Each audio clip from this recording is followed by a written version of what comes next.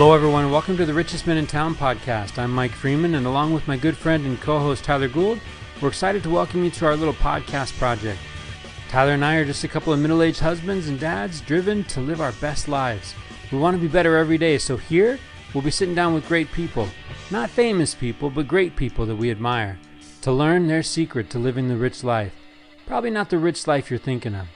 Our guests come in humbled and surprised at the invitation and hopefully leave feeling proud and grateful, realizing just how good they really have it.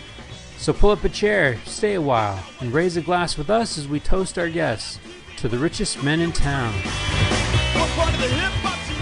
All right, Tyler Gould. We continue our quest for rich lives. How are you, brother? I am fantastic, Mike Freeman. And look, the quest, you would think that this would be harder than it is, but I feel like when we sit down and we spend time with someone and have a conversation where we're willing to share some ideas and some thoughts, boy, richness is on display real quick. Yeah, and I've decided that this is just about waking Mike Freeman up from a slumber. Getting people in the room that are doing these great things with their lives and like talking about it just kind of blows some air into my embers. You know what I'm saying? Yeah. I loved it. So tonight we had Daniel Sellers on the show. His Richest Men In Town fans are going to recognize that last name. And be like, wait a minute. From episode 20 something. Is that right? Back in the I think 26 maybe. Yeah. Yeah. It's back in the day, Mike Freeman. That was a while ago. Katie Sellers was on our show. She was fantastic. We loved our conversation with Katie. Do you still remember how it felt like when we were done with Katie? We looked at each other, it was like, whoa. Yeah. And I can tell you in our conversation with Katie, we both thought, boy, we should probably have a conversation with Daniel. And so here we are in episode 80 something. I'm not sure, but a year later, Daniel's on the show. What stood out to you? Oh man, Daniel is a Southern gentleman. Daniel is, I think you even label him a Renaissance man, right? We start talking to him and it's like, he has this gift. He's got this talent. He's naturally curious guy. I think he's brilliant like his mom. Yeah. You know, he's doing some really, really great things. But man, I loved his approach to putting your spouse in the center of your life. Yeah. Right. I did too. Centering her. Yeah. What a great concept. I mean, when he says it and when he talks about it, it just rings true, right? It made me kind of take a little bit of inventory on where I'm at in that process in my own relationship. So that was really cool. Faith journey was cool. My faith was mine. Yeah. I loved that idea. And I really liked, he talked about having his great grandparents around. I thought there were some powerful lessons that he took away from being around his grandparents and his great grandparents. I loved this idea of husband and wife coaching each other. Yeah. I can honestly say I have not really stepped up in my role as coaching Kelly Freeman. But I thought it was interesting. When he talked about the coaching, he talked about their two different styles of coaching. She's got a way, he's got a way. Yeah, and I think that when our listeners listen to that, I'd love to. Now, cheerleader, I can do that. I'm Kelly Freeman's cheerleader. I think she's my cheerleader, but an accountability coach or just like, hey, walk me through this, help me. And you bring up a point where it was like a light bulb went off in my head. Lots of light bulbs in this episode, but you talked about just like all the cards on the table, like, hey, professionally, what are you dealing with? Share it with your wife. Yeah. Right. Personally, what are you dealing with? Share it with your wife. Like, just, put it out there. Great reminders. Yeah. There was some great stuff tonight. Look, I am grateful to you, Mike Freeman, for getting Daniel to join us tonight. I mean, this was a blast. I had so much fun. But I can tell you, and I think, you've mentioned this too, but there's some things that I wrote down that I want to implement tomorrow. And I'm going to commit to that. So this idea of you're not your worst, you're not your best. The real you is in the tension between those two poles. Yeah.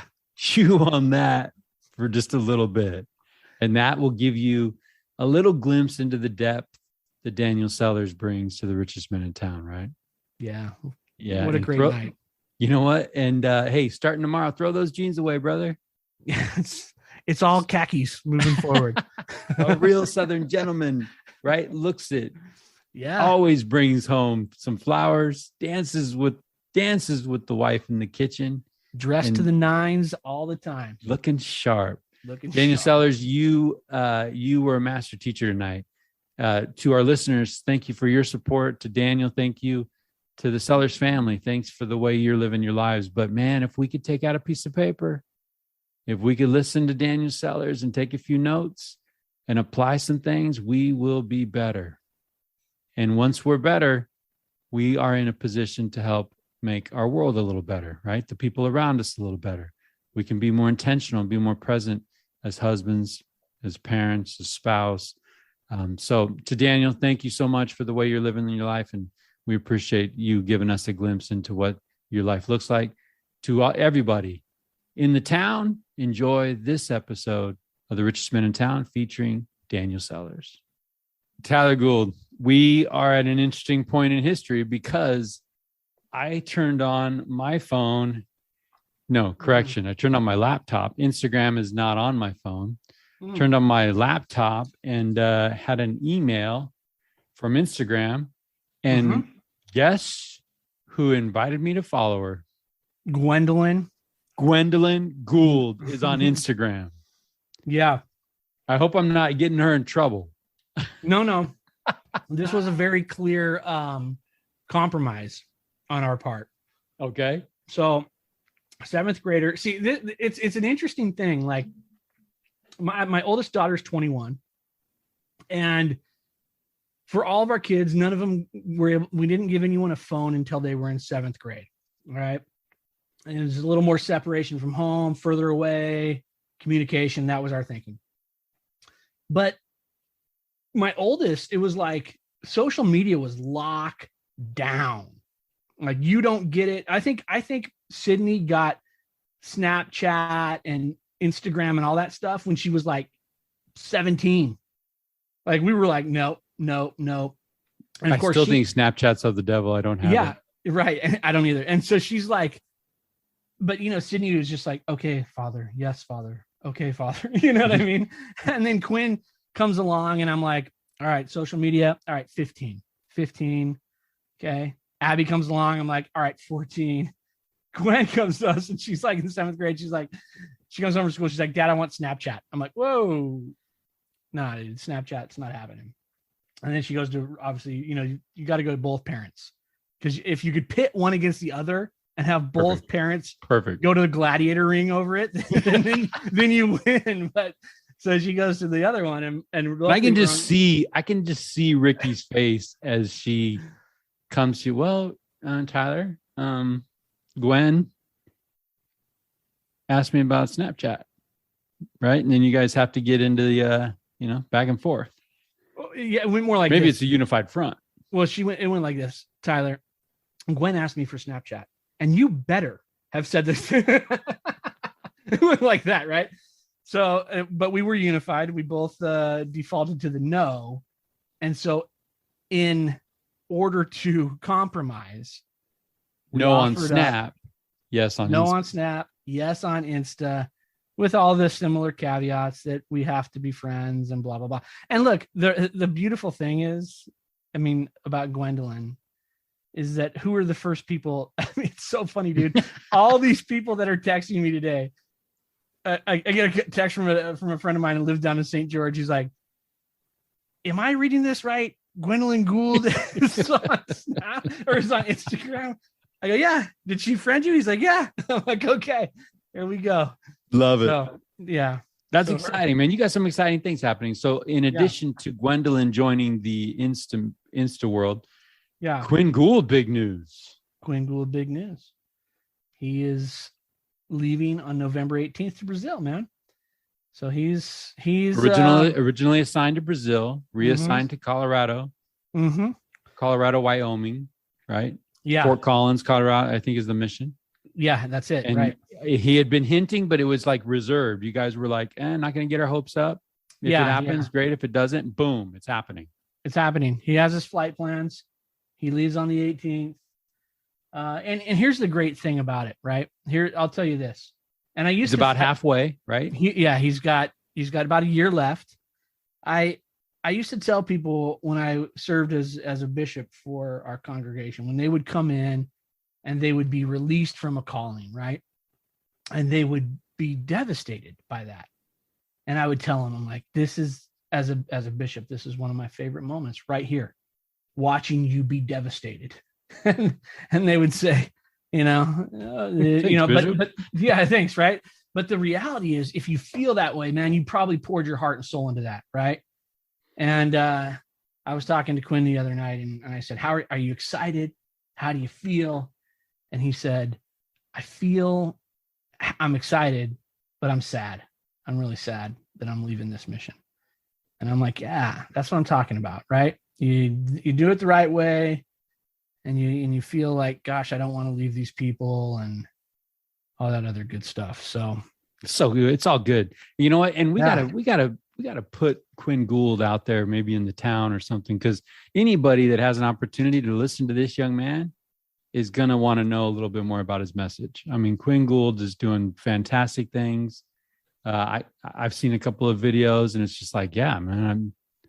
It's fun, man. I mean, right? It's the payoff as a parent. You know that with Grace, and you see your kids doing good things, and it's good things without you kind of looming, right? So they're doing good things. Yeah, and I'm wondering too, like, I just recently, I think I've just won the freaking lottery in life, Yeah. I get a little nervous thinking about that, but I look around at so many of the good things that I'm grateful for, and and obviously it's Thanksgiving season. Today's Veterans Day. Super grateful for the veterans that I know and love, and all of our veterans that served our country. But like, there's just so many things that, by the grace of God, it just happened to land in my life. Last night, Abe Freeman wants to have a house party.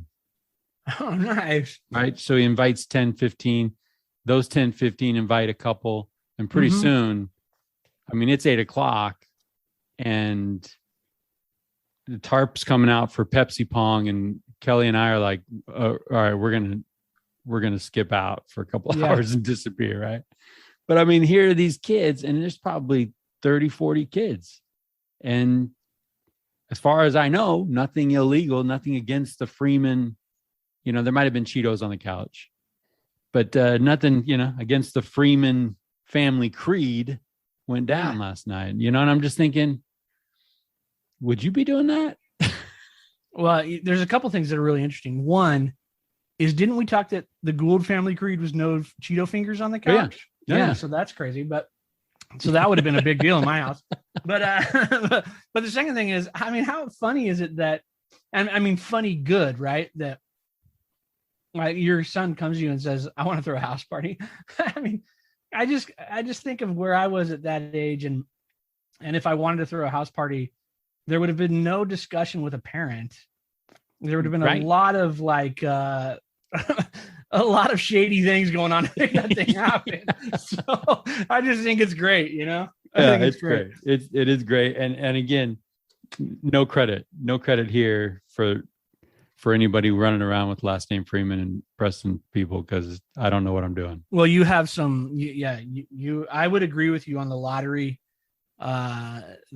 comment with your kids. I mean, they're pretty darn golden, man. Makes me a little nervous. I've been reading this, Ryan Holiday, and just kind of the cycles of life, and maybe we're ambitious, maybe we're succeeding, and maybe we're failing. Right. And, I just wonder, like, hey, as a parent right now, it feels like a whole lot of succeeding. And I'm just wondering, okay, when's that other shoe dropping, right? Because I mean, it is a cycle. Like in life, we get ambitious and we're inspiring to do things. Then we start to do things, and then maybe we mess up and we start to fail and we start to learn. And then the cycle kind of continues. And as a parent, it's been a pretty charmed ride so far. Yeah, it's incredible. I'm so, hey, excited for you. I'm excited for tonight because tonight, so if you go back in the way back, not too far back, but the way back machine, the archives, in the archives, about a year ago. That's crazy. Yeah, about a year ago, we make some Richest Men in Town history by welcoming our first female guest to the program, Katie Sellers. And I remember in the pre-show, and then in the time it's like, if you haven't had a chance to go back and check out Katie Sellers' episode, I think it's episode 26, Music Time with Dad. 26, man. That's wild. 26 seems like yesterday. She poured it all out, and her show up was so impressive, and her vulnerability just powerful, right? But she started making mention of this man in her life, this Daniel Sellers. Yeah. You and I looked at each other and it's like, write that name down, right? Yeah. And we don't forget. So a year later, who's on the show tonight? Daniel Sellers, man. Daniel Sellers. I'm excited. We have had wives, and we have obviously had husbands, and we have had husbands and wives. Correct. Together. But now we've had the wife, and we've given a cooling off period and brought the husband. We're bringing the husband on to verify some things. And this is our first opportunity to actually do that, right? We always say, hey, how did you meet your wife? We never get the other side of that. We never do. Yeah. We have an opportunity to hear from Daniel Sellers tonight. And I'm looking forward to what Daniel Sellers is going to be sharing with us. I'm looking forward to it too, because, Katie was fantastic in her episode and shared a lot of really good lessons and some really touching moments that were really close to her with her father, who you knew very well. Mm-hmm. And Daniel. But if you remember, we went in thinking that was it. Yeah, right. We were going to sit down with Katie. Katie was going to give us a cool tribute to her dad. We were going to learn about his rich life and call it good. Yeah. But no, she poured a lot more into us. And I think Daniel's had some similar experiences. And look, I don't know Daniel, but I'm excited to get to know him, because from the tidbits that I've been reading about Daniel and some of the things that he works on and that he's passionate about are things that just match up with what our vision is. So yeah, and I really think that I kind of go back to Quinn Lowry's thoughts on creativity. Yeah. And I know Katie was a creative superpower. I think Daniel's gonna be much the same. What do you think? We let this guy in? Let's kick the doors open. Let's let him in the room. Why not? All right, here we go. Daniel Sellers, welcome to the Richest Men in Town. How are you, brother? Good. How you doing, Mike? I got to tell you, that's super impressive. For those, we don't ever use the video portion of this, but your Zoom title is like VP something. Oh, man. This is from my work laptop. So you get like the whole like work title. I love it. Yeah, I love it. So Daniel, meet Tyler. Daniel. Tyler, nice to meet Daniel, you. Great to meet you, my friend. We're excited to have you on the show. I'm excited to be here. Well, we were just kind of reminiscing because it was about a year ago. Yeah. It was about a year ago that we caught up with Katie. Katie starts talking about this Daniel. We make a note of like, we got to circle back because I think there's a rich man in this Katie Sellers story. And boom, you answered the call and here we are. So thank you so much for your willingness to jump on and jump into who knows what, right? Yeah, I'm excited about it. I'm a big fan of the show. Like ever since Katie was on, I've listened to most every episode. Nice. So I'm excited to see where we go tonight and what we get to learn from each other. Well, we're excited that you're here. I'll be honest with you, Daniel. Katie, she talked really highly of you, and I know just from my own experience, when my wife talks highly of me, it's about 50-50 on what's real and what's not. You know what I mean? So we're gonna get to the truth of things tonight. And I don't know if Katie, while she was talking highly of you, was ever really sure that we would be able to close the loop and confirm some things. Well, tonight you get the chance. That's it. Yeah, tonight's the night, man. Yeah, if you remember, so Katie was the first female guest on Richest Man in Town. Historical experience that we had with her. How's Katie doing? We'll start there. We'd be She's in doing trouble great. if we didn't ask how she was doing. She says to say hi. Okay. She's doing well. She's back in the classroom this year, and it's been wild moving back into the classroom during the mid to tail end of a pandemic. But she's doing good.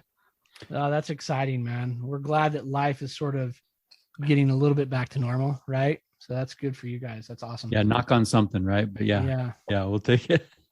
So I went back actually in preparation, Daniel, for our time together. I went back and tuned into her episode, and give me an update on the kids. There was a huge moment the night we met with Katie. The 9-month-old was, I think, sleeping on her own. Yeah. So crew is now, they're all sleeping in the same room now, crew and Eden, and they're doing good, they're our little hurricane every night when they come home from school. But we spent part of the evening after they got home was spent chasing each other around the island in the kitchen, being monsters, and it's always a good time when you get to spend time with them that way. So they're doing good. Cool. I love it, man. Well, we were, before you jumped in, we were just kind of giving updates a little bit about our kids, and we're a little further down the road as far as kids are concerned, and kids are wearing name tags and representing the Savior. And Tyler's son, originally assigned for Brazil, just got word, and he's got travel plans. He's heading out of Casper, Wyoming, and heading down to Brazil on Thursday, right? Thursday next week, or yep, that's right. Yeah. Okay. So that's pretty exciting. Pretty exciting. You'll be there before you know it, Daniel. Oh, yeah. That's very true. Time flies. Goes fast. So we're excited about tonight. So let's start here. First of all, we got to get, Katie talked about, and I want to dive right into this, Mike. Okay, because Katie talked about building a bed. Do you remember this? Oh, of course I do. This is how you met. How could I forget? This is how you met. Is this right? Yeah. So give us a scoop on this, Daniel, because how does Katie Sellers come into your life? Yeah, let's talk there. Yeah, so I had moved to Utah in the midst of going through a divorce. I had picked up bike racing because you need something to do with your time. Moved from where to Utah? Texas. From Texas to Utah. Yeah. Took a job up here, started bike racing, met a friend who's, my best friend now, still to this day. Okay, hold on. Can I just stop there? Because sure. I know bike riders. Yeah. Bike racing is a little different, right? Yeah, we're a special breed of crazy, I think. Yeah. It was, I had always been interested in it, and grew up around bikes, had never raced, moved here, and it was very accessible. Like, it was easy for me to, go spend an evening, especially when I was living here in Utah as a single person, go spend a couple evenings a week out at a racetrack or out on the roads, racing with friends. And so just sort of fell into it. I've been racing for 8 years now. Not so much during the pandemic, but excited to get back into that hopefully next year. Wow. It's a lot of fun. That's cool. That sounds fun. So I met my best friend racing bikes. Who's faster? It depends on the day, and it depends on what kind of riding we're doing. He's getting really strong right now, so I think I'm back to being the slow one. But we met, and a room opened up in the house that he was living in. He invited me to move into that house, so I moved in. And then a couple months later, he moved out, and he was the elders quorum president in our singles ward. Yeah. So then I think the bishop just wanted to keep the elders quorum president living in that house. That's a safe plan. You got to keep things centralized. Hey, man, I like that. Yeah. So I got called in as the elders quorum president to replace my best friend. After a couple of months of being elders quorum president, this girl shows up. Elders quorum, real quick, decoding. Just a group of men, right? Yeah, it's the Men men's in your group congregation. in our congregation. Gotcha. Okay. And so a couple of months into that, this girl shows up. This woman shows up at the front of the chapel, because I'd always hang out at the front of the chapel to meet anybody who was new. And she comes down, and we talk for a couple minutes. And later on, I find out that she's going through a divorce, and I think, she's very cute. I want to make sure she's taken care of, that nobody takes advantage of her, because I'd been there. Like, I know what that's like. And so I assigned myself to go and visit her. So in our church, just to look after her, right? Yeah, we try and visit each other to make sure that there's needs are met, make sure that members of the congregation are taken care of, that they have somebody they can call on if something goes wrong at their house, or if they, need somebody to talk to, anything like that. So we got to know each other through that. And I don't know if she told you this, but I thought she was kind of crazy. She seemed a little wild for me. And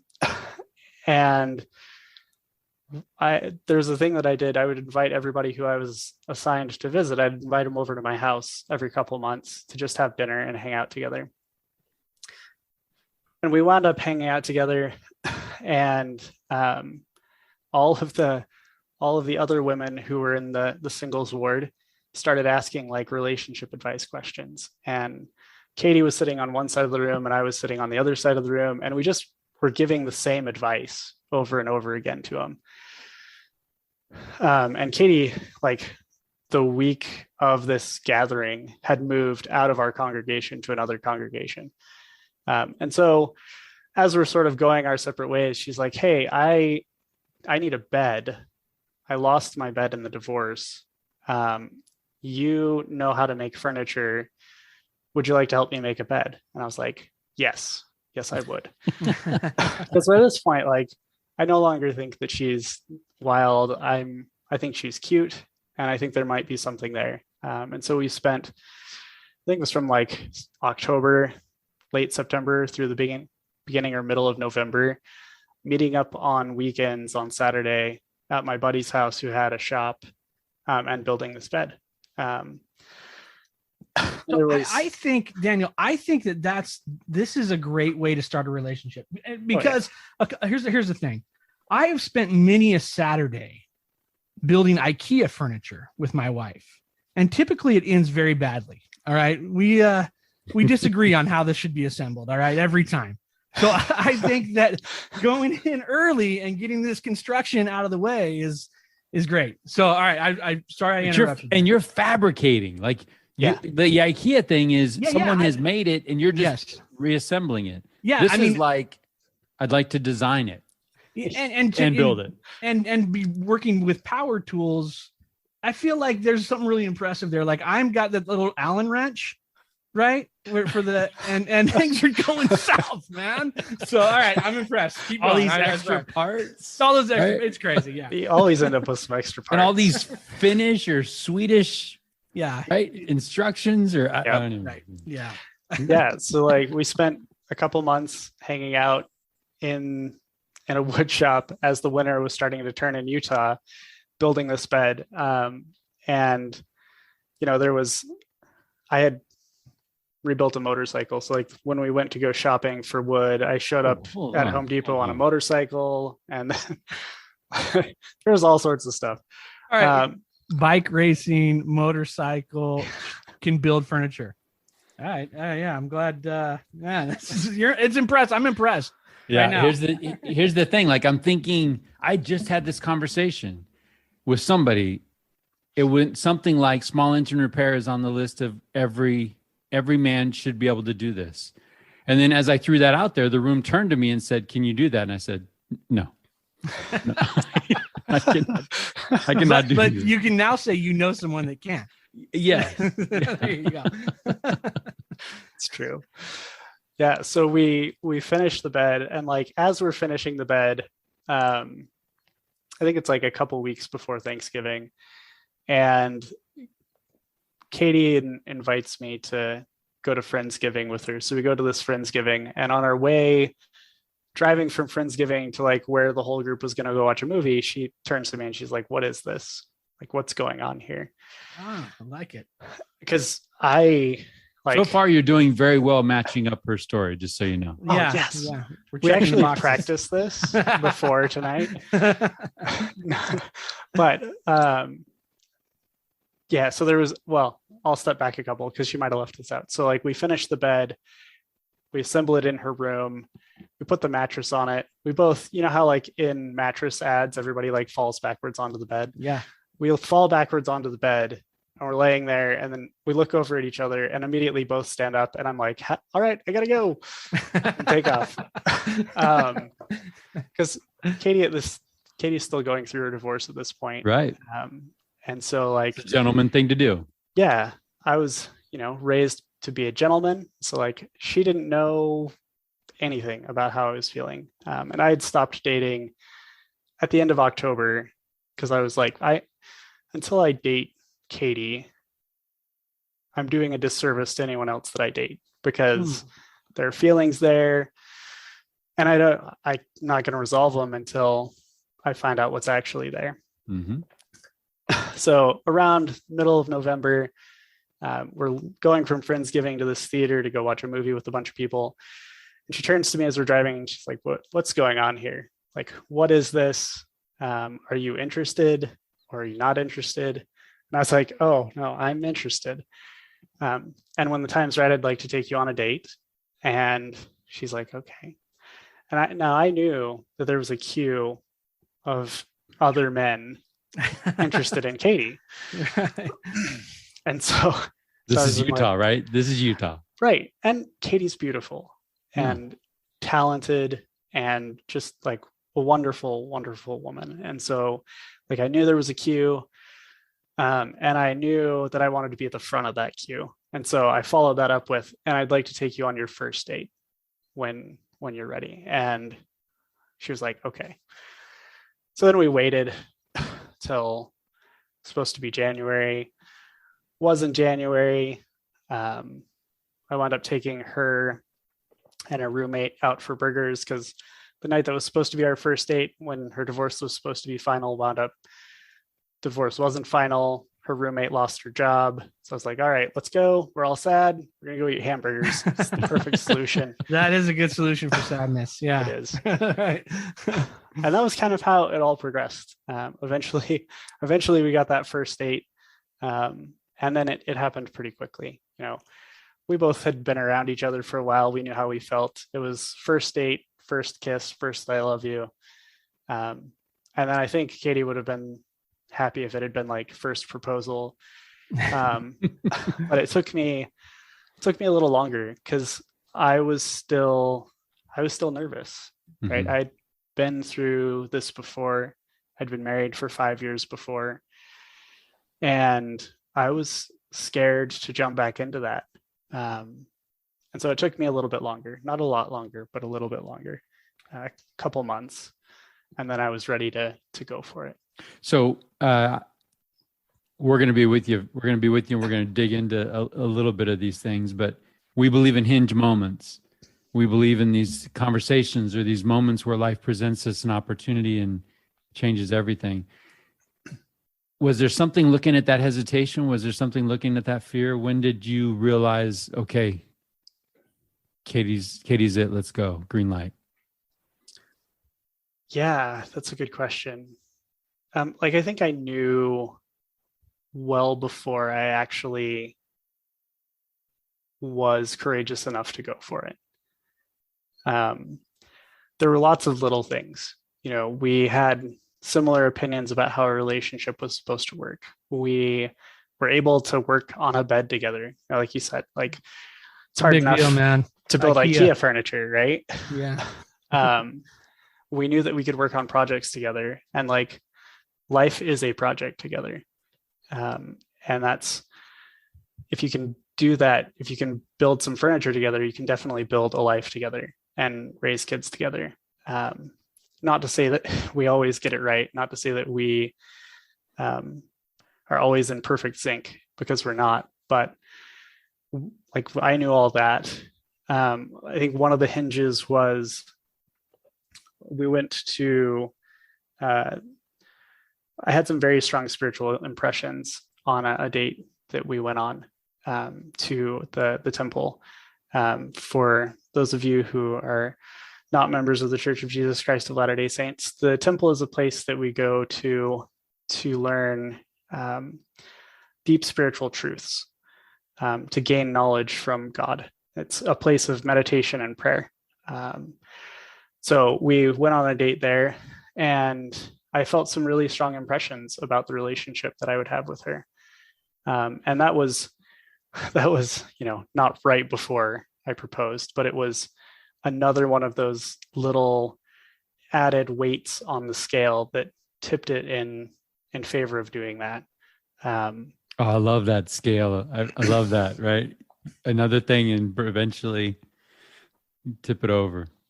Yep. It eventually did tip over, and it's been great. Like, I'm glad that it finally tipped, and I'm glad that I didn't write her off as this wild woman, and that she asked me to build a bed with her, because it's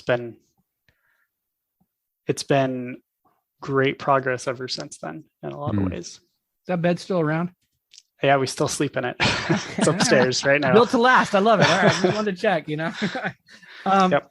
There's a couple of things, Daniel, that I want to maybe dig into a little bit here, and you can tell me to go down a different road if you'd like. But you mentioned that you had been divorced as well. You were married for 5 years prior to this.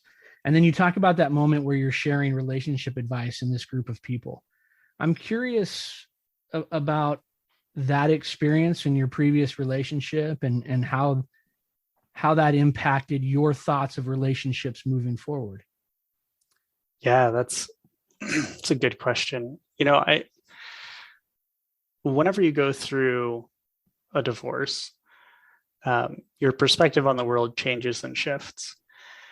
And for me, like, I knew the things that I had wished were present in that relationship that weren't. And I knew some things that were important for whatever future relationship I was in. And, I knew from being around and from seeing how men treat their wives and how wives treat their husbands, like, I knew what parts of that were very important as well. So the advice was often about, a girl who was like, well, he always wants to go spend time with his friends, but doesn't always invite me. And like, a lot of it was advice around like making sure that these women were valuing themselves for who they were, and understanding their value. And then like, making sure that because there are certain aspects of your marriage that are really, really important. And there are certain things that you really want to have in your marriage. You want to be appreciated. You want to be attracted to each other.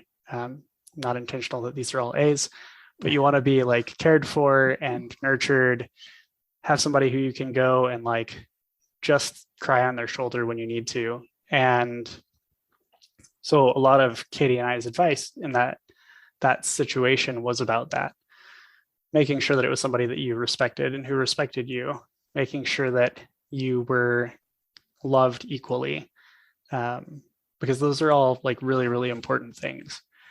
And if you don't have those at the beginning of a relationship, when it's the absolute easiest to be in a relationship, you're going to have a hard time having them later on.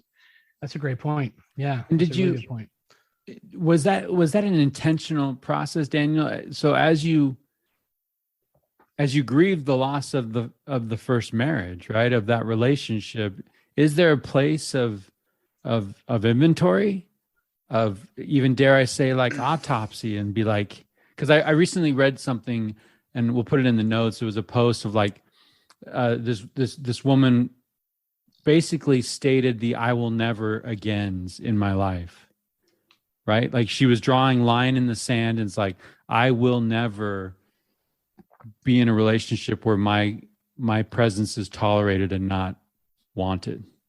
right? And so the list of these things that life experience has taught her, she formalized and drew it up, right, in a document. Was it something formal, like a process that you went through and said, hey, moving forward, I'm going to make sure I'm intentionally learning these lessons? I wish that I could say it was. It really wasn't, though. Like, I landed on like 5 things that I was looking for in my next relationship and my next marriage. And some of them were utter garbage. I don't even remember what they were now, but like there were a few that were really Rubbish. core. Yeah. And that informed that, around respect and love and attraction. And being able to talk things through. Those were things. Communication was a thing that I was looking for because I knew what happened when any one of those things wasn't there. Man, I'm like, I love that. First of all, Daniel, that idea of looking for understanding the importance of communication. I mean, obviously that's, you had some experiences that led you to really highlight that as something that is vital to a healthy relationship. Right. But then I just think this idea of Katie coming to you and saying, will you help me build a bed? And that whole process, I like how you said life is a project together. And now that you're highlighting the importance of communication, I can just see, it makes me want to redo all my IKEA builds, Mike. Like I got to go back and redo them. Tyler, I'm going to try to make a connection to a text I sent you earlier that came up in some of my reading. The author Robert Greene says this, right? That there are 2 types of time in our life. Dead time, when people are passive and waiting, and alive time, when people are learning and acting and utilizing every second. Man, when I read that, I think of being proactive, and like when you look into relationships, and what are you actively doing those things that are growing your relationship, whether it's with your spouse, with your kids, with Heavenly Father, or are you passive and Mike, killing time? Can I finish that quote that you just read? Yeah. Because I love that other part that you didn't read, which says, every moment of failure, every moment or situation that we did not deliberately choose or control presents this choice: alive time, dead time. I love that idea because, I mean, the reality is in life, a lot of things we don't get to choose, right? There's other people involved in these situations. There's other influences, and we don't get to be the master of all of those things.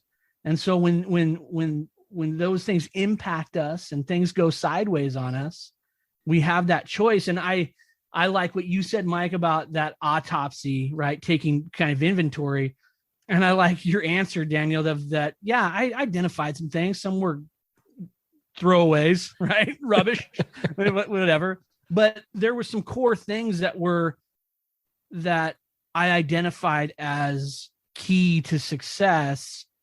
And it's interesting, right? Because it goes back to that quote that those keys to success were in part maybe highlighted in moments that weren't the most favorable. Right? I mean, I think. I actually shared this quote. I read it, shared it with Tyler. I actually shared it with my mom. My mom's in a weird place in her life right now, right? She's in her hometown where her parents are, where my grandparents are, and they're older, and she's taking care of them as a dutiful daughter, and she feels like a racehorse that can't run a race right now because of the season that she's in, right? And I shared this with her, and she's like, wow, so does this mean I'm in dead time? And I said, the choice is there for you, right? The season, there's some things that you can't control about your situation, but the choice that you're making to how you use that time in a marriage for her and her life, right? There are things that we can still actively engage. There's motorcycles we can rebuild, right? There's talents we can develop. There's beds we can build. Yeah. There's things. It sort of reminds me, as you're saying that, I'm like Count of Monte Cristo, right? We're in prison, but things are being learned, right? Well, actually, so the reading next phase. Yeah, the reading came from Ryan Holiday, who was looking at the life of Malcolm X. Yeah. Malcolm X went to prison, was guilty of crimes, went to prison 10 years. When he came out, he was literate. He was well-read. He had hand copied longhand the dictionary, right? And so when people came up to him and said, as dead time, and it's alive time. And his books, Robert Greene, the author, his books were actually banned in prison because people were going to prison and using it as a lifetime and educating themselves, right? And so, like, I think when Malcolm X comes out of prison, they ask him where his alma mater was, and he said books. Yeah. I love that, right? Yeah. But like, back to the relationships, man, every time we have an opportunity to engage and have communication or sit on our phone and scroll, alive time, dead time, right? It's scary. To build on that too, Mike, like we're all living in the midst, tail end now, hopefully, of a pandemic. And in that pandemic, we've had all of our patterns have been reset, both in our relationships, in our work, in our communities. All those patterns that we'd established throughout our life, throughout our marriage, those were all hard reset, right? Back to a whole new situation. Katie and I pretty religiously go on dates, usually pre-pandemic, out of the house on a Friday or a Saturday night, get a babysitter, go get some dinner, go do something. And then the pandemic arrives. And for a while, we were in Utah, we were pretty locked down. And then we've been pretty conservative in our approach to the pandemic. So even beyond the normal lockdown, we've been locked down to try and, limit our kids' exposure. And in that time, we had moments where our relationship was in dead time and moments where it was in alive time. And I think like the best example of that is our date nights. So like date night, you sort of fall into a routine when your date night is often at home, where you like pick up some dinner, pick up some takeout, sit down on the couch, eat the takeout after the kids are in bed, watch a movie. And it's very easy. You start to fall into that, and it kind of becomes rote. So like that was our kind of dead time in our relationship. You're going through the motions, but you're not really using that time to show appreciation for your spouse in the way that you can. And this last week, Katie had a rough day at school on date night. I can imagine. Yes. I can imagine being a school teacher right now. Yeah. Yeah. We know a few. She's got 17 new students, so 17 3-year-olds who've never been in a classroom. And you think about those kids, they were 18 months when the pandemic started. So they've never been in large groups. So she came home having had a really rough day. And I was on my game that day, not always on my game, but I was on my game that day. And as she's putting our oldest to bed, I've picked up dinner and I'm hurrying around. I snag a blanket and some candles and the flowers that I brought home for date night, bring those all downstairs, set them up on basically a table downstairs, and get out all the food, like turn off the lights so it's just the candles, all without her noticing. And so she walks down the stairs, and that small amount of effort becomes a lifetime in our relationship, because I found a way to put in some effort that I hadn't in the past. And it wasn't a lot of effort. And I was just kind of lucky that I thought to do it that night.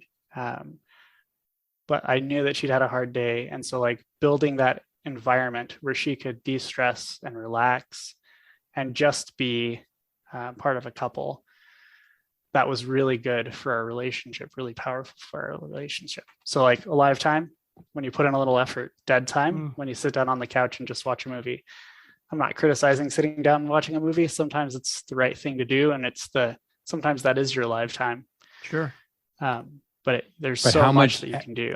Tyler Gould, honestly, I appreciate that, Daniel. And this is again another episode that I have to asterisk that Kelly shouldn't listen to. Yeah, for sure. Dude. You can just let her know that was rare. Yeah, but how much time are we putting into date nights, right? How much time are we putting into our time together, right, to make those times alive? I was kind of jokingly, I threw out there just reminiscent about some of the crazy things you would do when you were dating, and some of the steps you would go to, or the distance that you would go, right? And I jokingly asked, hey, Kelly, would you drive 12 hours to see me right now? And she said, maybe when we were dating. I like that honesty. And it's like, that's an honest answer. I appreciate that. But that's like, okay, something might need to happen. We've been married 23 years. How can we be a little more alive, right? How can we be a little more intentional? We know the Lord loves effort. I think our spouse loves effort. Yeah. Amen. Like, Daniel, I'd love to kind of rewind, get in the Wayback Machine here a little bit, because you said, you mentioned that you were raised to be a gentleman, and I'd love to hear about your experience growing up, and kind of influence of mom or dad or both, and what the siblings and all that. Can you kind of give us a picture of what life looked like for young Daniel Sellers? Yeah, buckle up. It's going to be a ride. All right, let's do it. So I'm the oldest of 6 kids. I have 4 brothers and 2 sisters. Not 4. There are 4 of us that are brothers, and then I have 2 sisters. So I was born in Texas, in Austin. When I was young, we moved to Colorado. So I spent the first 7 years of my growing up in Fort Collins. Then we moved to a small town outside of Rochester, New York, called Palmyra, which will be familiar to some of you. And from Palmyra, moved back down to Texas about 7 years later. So I spent. What's with the moving? What did your parents do? So my dad was an electrical engineer, and we kind of moved with the semiconductor industry. So he designed tools that were used to make processors, and lots of other things, but processors being one of the main areas that the tools he designed were used. How we didn't end up in Southern California at some point, I don't know, or the Bay Area, but right. It just didn't happen. So we moved a lot, and my mom was a devoted mother and homemaker. She is very, very smart. My mom's brilliant, which is amazing. And as time went on, like, my parents' relationship was fairly rocky, especially as it got later in their marriage. And so she wound up going back to school, has since finished 2 master's degrees and a PhD. So she's a very smart, brilliant woman. She's pretty smart. Yeah. All right. Yeah. So that's not like, hey, Mom, I love you. You're brilliant. Happy Mother's Day. Like, no, like, she's brilliant. Literally brilliant. Yeah. Right. She is. So growing up, like, when there's sort of different phases of my growing up where the relationship between my parents and the relationship with my siblings, and the way that we interacted as a family differed and varied. When I was young, I remember going out in the backyard after Dad got home from work. He was a cyclist as well, so he rode his bike to work all year round in Colorado. And so we'd get home. Yeah. He'd get home, and that's saying something. Yeah, devotion. He used to come home with icicles hanging from his beard and mustache.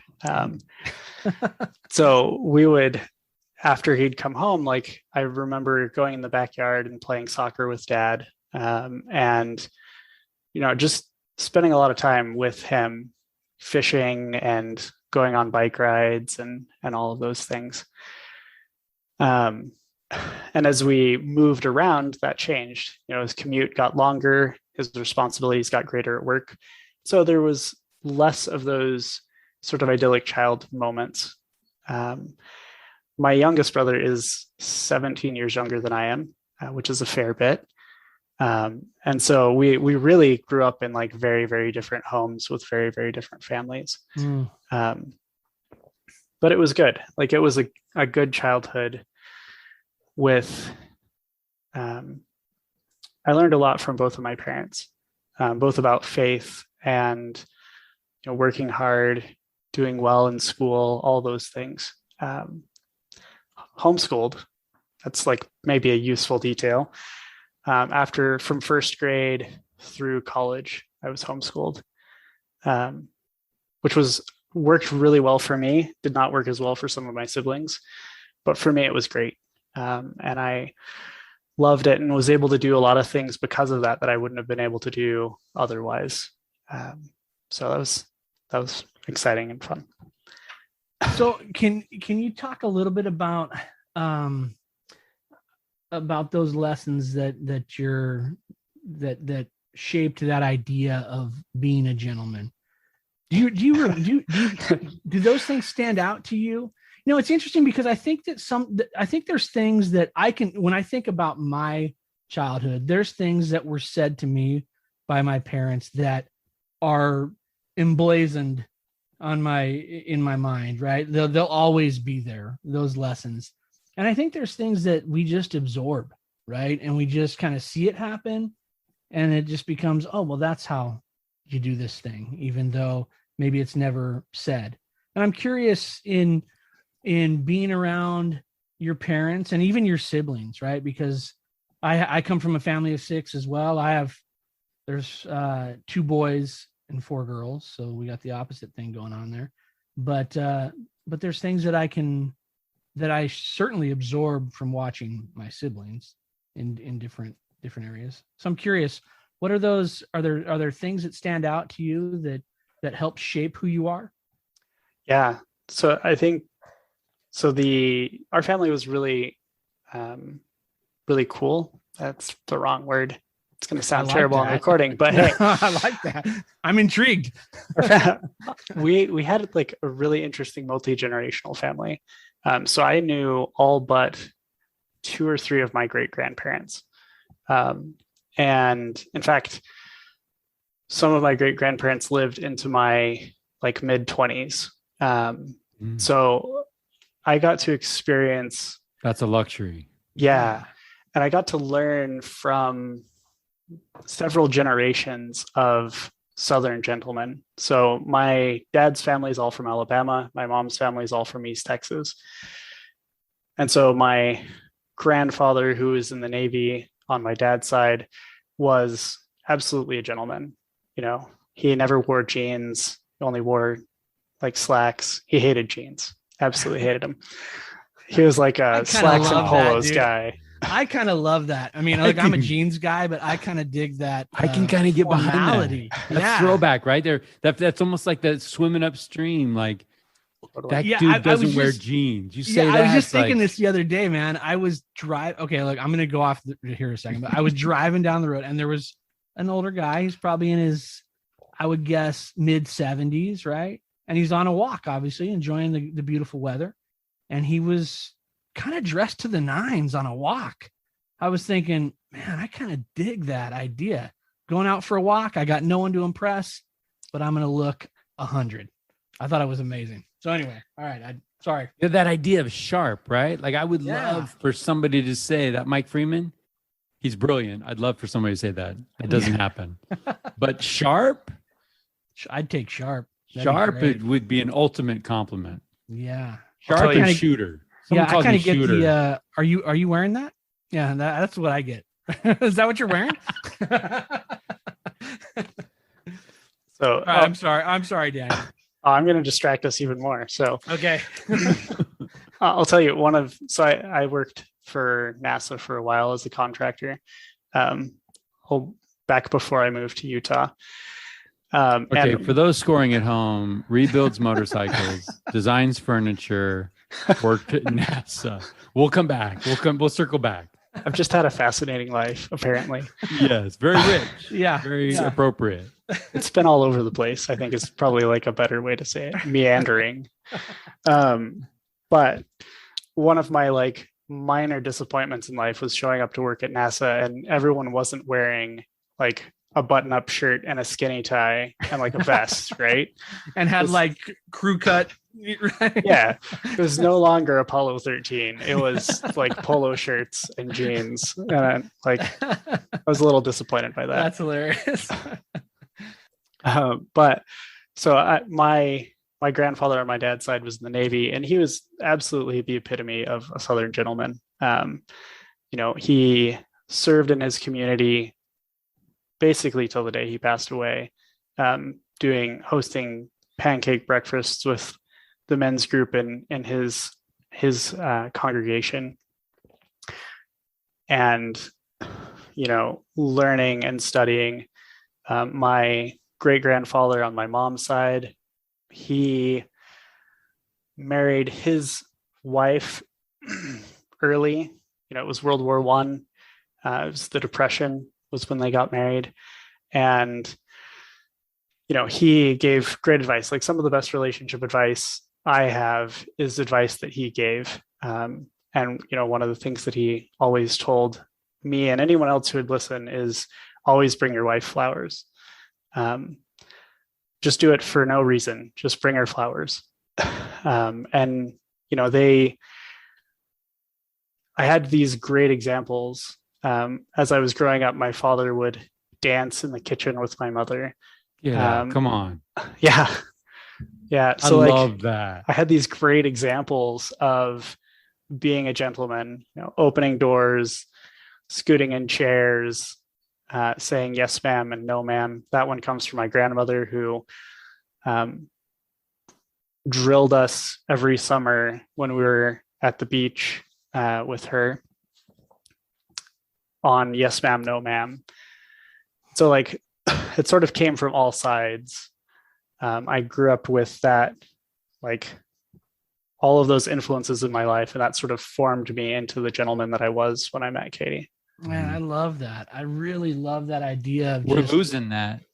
Yeah, and that's a lost art. And Mike, you mentioned how lucky Daniel was to be able to have the grandparents and the great grandparents in his life. I just think that's an amazing thing, and how lucky. Yeah, I mean, I'll echo what Mike said. That's a beautiful thing to have that kind of influence. Tyler, I'm going to totally snag a couple of things. So Julie Gephardt shared when her husband would come home, Bob Gephardt would come in and they'd sit down in chairs in the bedroom. They'd have a little cocktail and they'd look at each other and just say, "Are we good?" Right? Yeah. So minus the cocktail, I'm totally all about that check-in, right? Are we good? Yeah. But I got a record player in the dining room. Like, I just turned it on and Kelly Freeman, will you dance with me? Come on. Right? That's not dead time. If you throw that out and she says, maybe when we were dating, right? We got work to do, man. But that's a live time, right? That's absolutely. You're going to have those moments. You're going to have those memories where my children will be our age and they'll be on podcasts and they'll be talking about what they saw their dad do, Well, but I want to highlight something that I'm kind of having a little epiphany here because, Daniel, you were talking a little bit about there's this paradox where life professionally presents us more responsibilities as we get older, more income as we get older in general, which reduces our time with kids. Maybe, we talk about that work-life balance, Tyler, and that's a myth, and it's about adjusting and being present where we are. But it's almost like professional opportunities are ascending. Time at home with responsibilities outside of home, right? So time at home is descending, and the need for kids to have our time is more important as they get older. That's setting us up Yeah. That's a dangerous situation if we're not mindful of it. Well, and the very gift that our profession may be giving us is a trade-off. I agree, Mike. And I think that I love this idea that, I just can't help but think of like, when people talk about it takes a village, right? And then Daniel, you're talking about grandmas and grandfathers, extended family, great grandfathers, and all these people, and watching mom and dad dance in the, in the kitchen. And I just think that to me, like that is so powerful. Sometimes, time's a crazy thing, right? I think that we think of it, and like for me, I would love to be with my kids at every turn, but I do think that there's something powerful about our kids being able to see us have to grind it out, have to work hard, but still able to come home with flowers.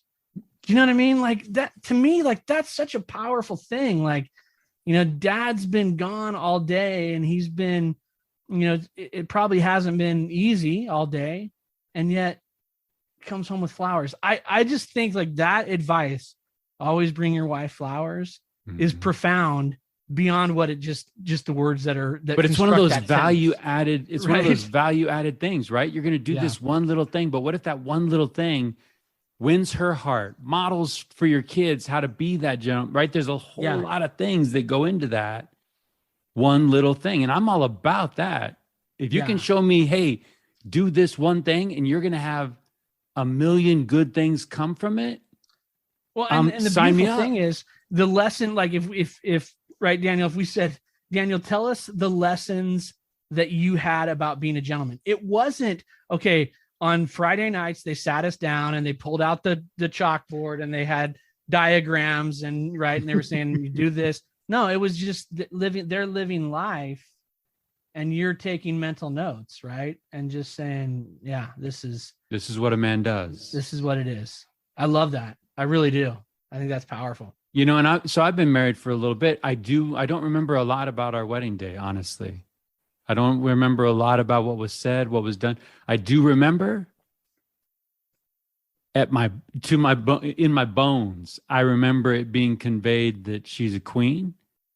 And I remember it conveyed that when she enters the room, you stand up. And I got to repent, brethren, because, right? I think that somewhere those teachings have kind of fallen off a little bit, right? But Daniel, I'm being reminded, and I appreciate that. Yeah, absolutely. Daniel, can we talk a little bit about faith in the home and what that looked like as a young person? Yeah. And then I got to ask about Palmyra. Sure. Yeah, we can. I mean, semiconductor industry, Palmyra, those two never connected for me. Yeah. So, yeah.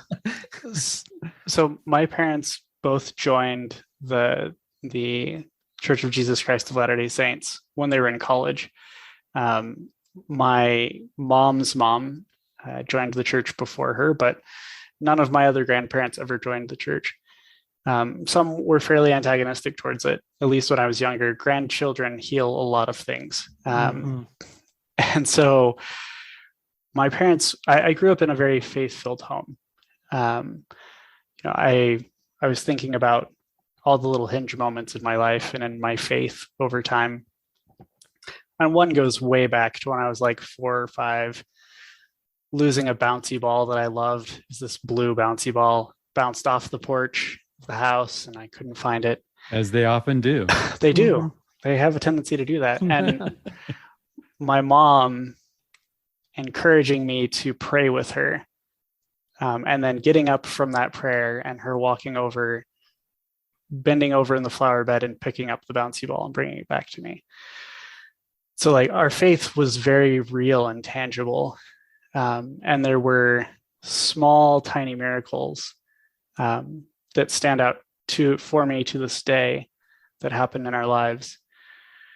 As we moved in Palmyra, I was assigned to go visit members of the congregation with my dad. I wasn't technically assigned because I was only 8, but he didn't have anyone who was going to go make those visits with him, so he took me. And I remember him going to this one family's home and having me wait in the car. And we did that for a couple of months. And it took me a lot longer to realize what was happening. What was happening is he was going to the door, knocking on it. They were saying, yeah, no, thanks. And he was leaving. And then we'd come back the next month. And they'd talk to him on the porch, but they wouldn't let him inside the house. And he wound up making a deal with them that we could come in and share a message with them if me, his 8-year-old son, gave the lesson, gave this message about Christ. So I had really amazing faith experiences as a child. And that kind of continued through my life. I've had a lot of opportunities to grow my faith and to have my faith tried and tested and come back stronger. And we could talk about Daniel's little faith hinge moments all night, honestly. But growing up, it was very, very important in our home. And Palmyra was a fantastic place for me as a child, to experience that and to really experience the early history of the Latter-day Saint Church. It was a very hard place for my mom, but it was a very good place for us as children. Do you, in looking, and again, I kind of, as you're you're talking about these experiences, I sort of feel like it's the same idea of how to be a gentleman, right? It's you watch it modeled, it's happening in front of you. And I love the idea of mom praying with her son and that sort of being engraved in your mind as this moment, right? Because it's not about the ball. It's not about the ball. It's about the principle. It's the principle. Yeah. So I love that. When you look at these hinge moments that center around your faith, is there a time that you look at and you start to feel like this is your faith? This isn't your father's faith or your mother's faith, or it's yours? Yeah, it was actually really young. Because my parents were both converts to the church, when I was turning 8, and 8's when you get baptized in the Latter-day Saint Church, they wanted me to have the same opportunity to make that decision as they had. So the missionaries came over to the house and they taught me the discussions. And part of that is they ask you to read the Book of Mormon and pray about it. And I was a terrible investigator. So they came back and I had not done that at all. I should have, but I hadn't. And to their credit, they said, well, okay, why don't you go do that right now? And so I left the room with parents and missionaries sitting in the living room. I went to my room and I read some and I knelt down and prayed. And I didn't have some amazing, powerful spiritual experience. I just felt good about it. And I think from a very early age, my faith was mine. It wasn't my parents' faith. It was mine. When I went to college, and was living with my grandmother and my grandfather who weren't members of the church, and facing the stresses of college, I think that was when another moment where it really had to be my faith. I remember waking up on a Sunday morning and I had about a 45-minute drive to get to the congregation that I went to. And I woke up, I knew that my grandparents had left the house to go to their Methodist congregation. And I knew that I could get up and I could hang out. I could leave the house, go to the mall, come back, and they would not know. They would have no way of knowing whether or not I went and visited the congregation that I belonged to. And in that moment, I knew that I had to make a decision, that I had to decide to either hold on to my faith or I needed to not.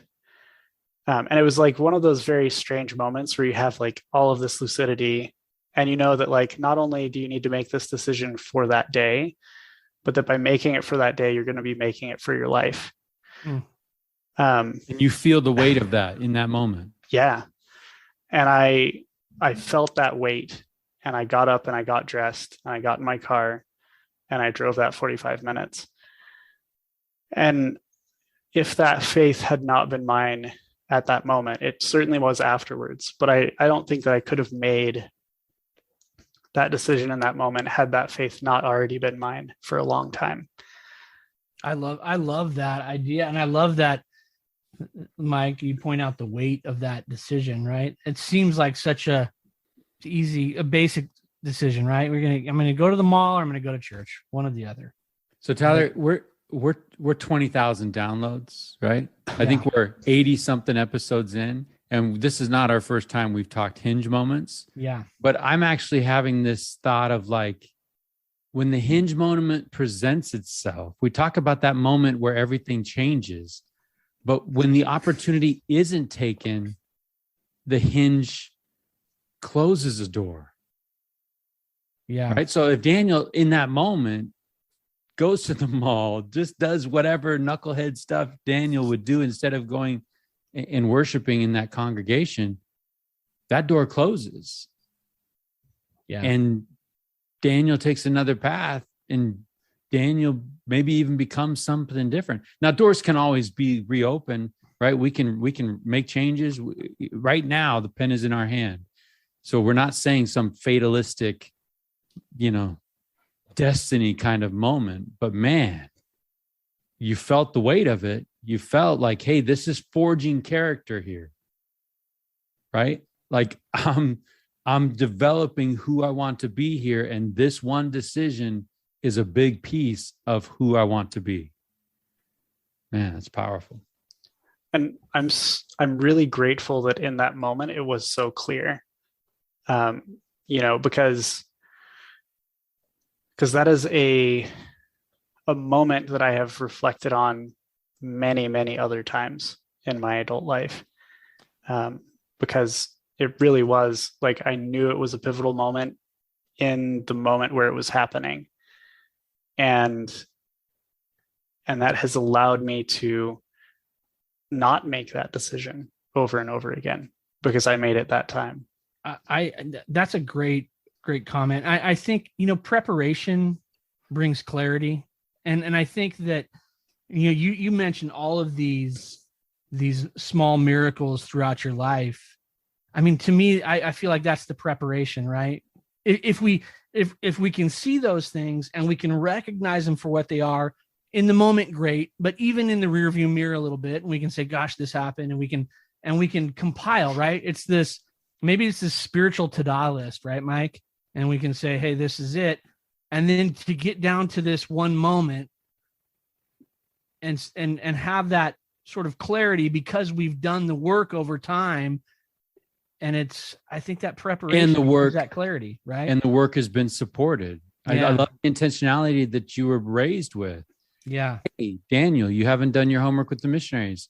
How about you just, go have a moment. Go get her with done. prayer in the Book of Mormon. Yeah. And then come back when you're ready, because this is a big deal and it needs to be you, not us. Come on, right? Like I love that. And I think that really those are just connecting the dots, not like connecting. It's almost like, the image starts to form as you make these choices and you're connecting those dots. And it's like, this is what a godlike character looks like. Yeah. And I think too, we live in a time where spiritual things are discounted, to a certain degree.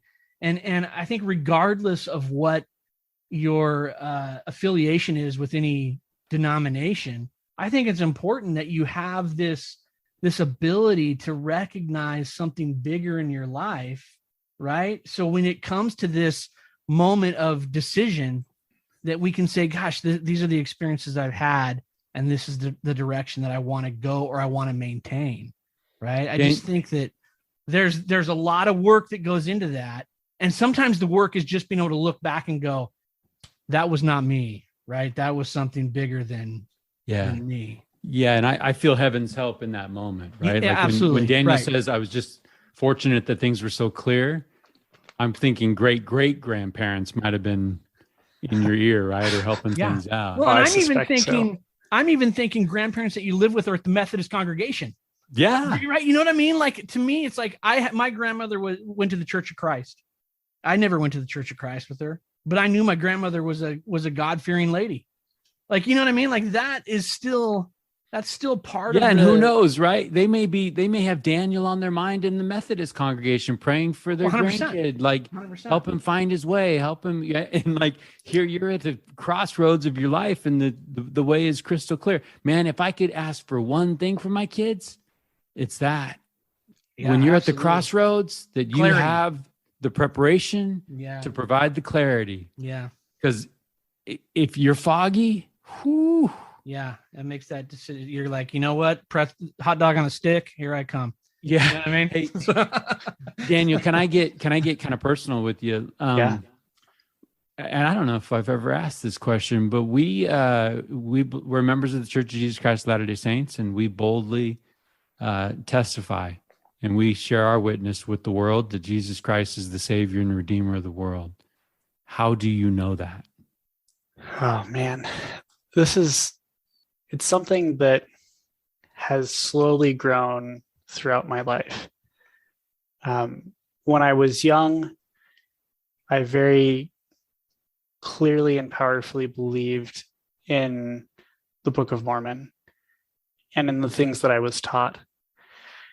As I got older and got more experienced, as I experienced more things in life and wrestled with more things in life, I gained experience with the grace and the atoning blood of Christ. And it was in those moments where I was changing and being molded and shaped and struggling, wrestling, that I came to know my Savior and that He lives. It was, in watching His children wrestle and struggle on my mission.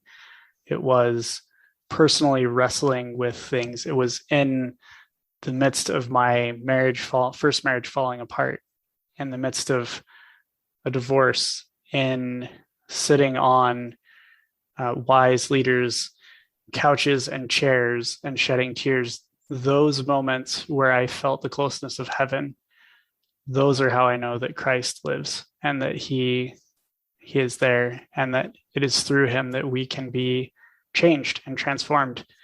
Because ultimately, that's what all of this is about. It's all about transforming from who we are into His likeness, into someone who is like Him.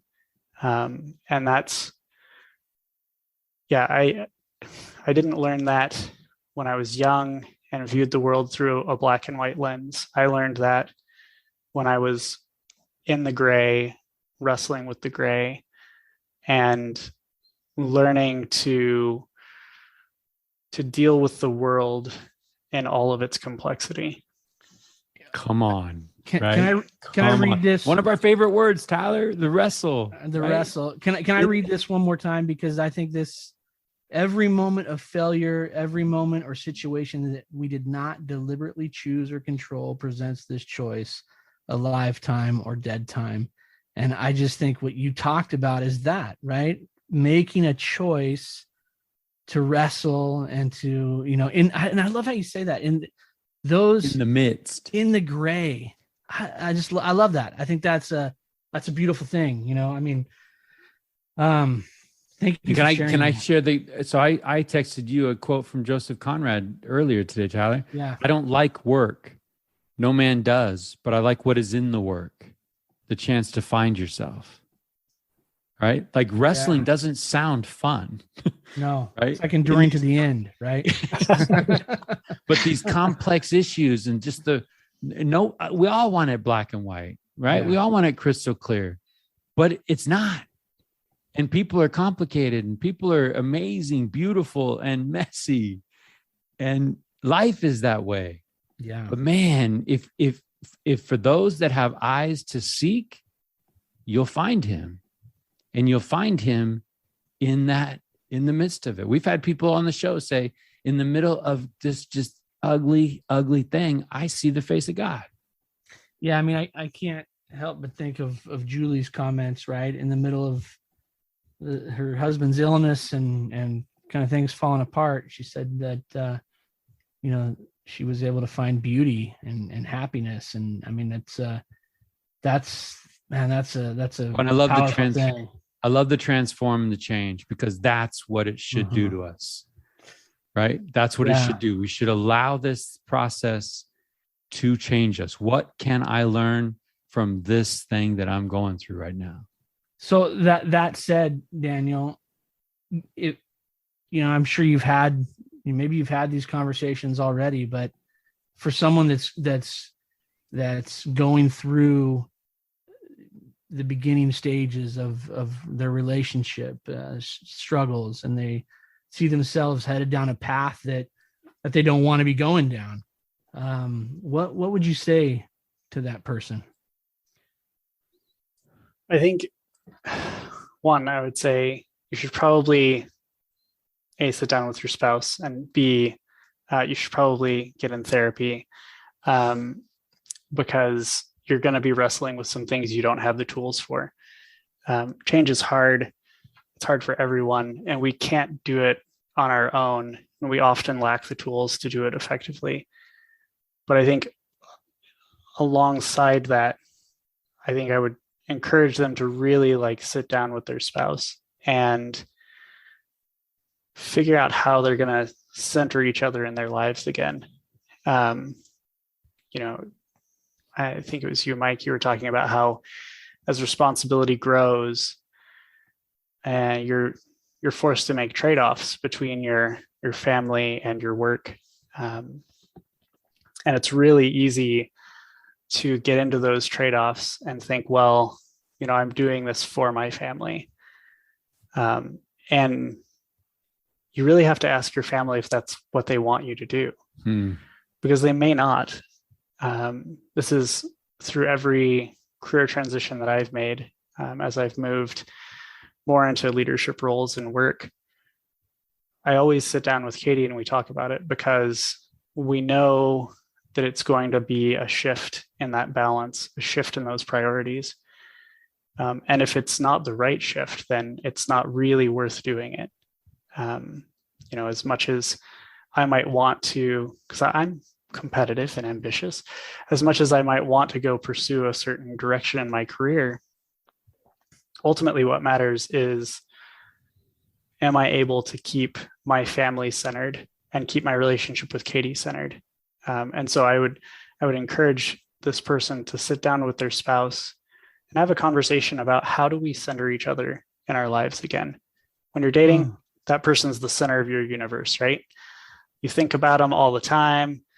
You hear a new song, you want to share it with them. And how do you get back to that? Because if you can get that back, if you can get back to centered, you're probably going to make it. And if they don't want to do that, it doesn't matter, because if you're both not working to center each other in your relationship, then that relationship is going to work. But if one of you is not, that relationship is never going to work. It takes both people working on centering each other in the relationship for it to be a relationship that will last and grow. So I think that's probably the advice I would give them. That's great. As you're talking, I'm just thinking about, your words. I feel like that idea of sacrifice, right?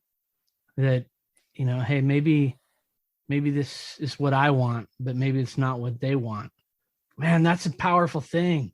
I think about that, Mike. I mean, how many times have you thought that in your professional life? Gosh, this is what I want, but maybe it's not what these other people want. Oh man, that's a great thought. That's Yeah, a but great thought. it goes to the thing that you've always said, Tyler. The bottom line is we've got train cars attached to our engine, Yeah. and where we go, it's not just us. Yeah. And the choice is, and you could have these ambitions and there could be righteous goals. Right. You could be offered something at work, read your patriarchal blessing and say, see, honey, it matches up. This is me. And it might match up, but it might not be the season. Might not be the time. I love the idea of like, hey, this decision is going to impact the family. Why not counsel with the family? And like Daniel's idea of like, well, ask them. If you're doing it for your family. It seems so basic, but it's, you know what I mean? But it's kind of like sometimes we don't go to Heavenly Father and ask because we know the answer. Right. Well, as you're saying, Daniel, you're like, you got to figure out how can we, center again.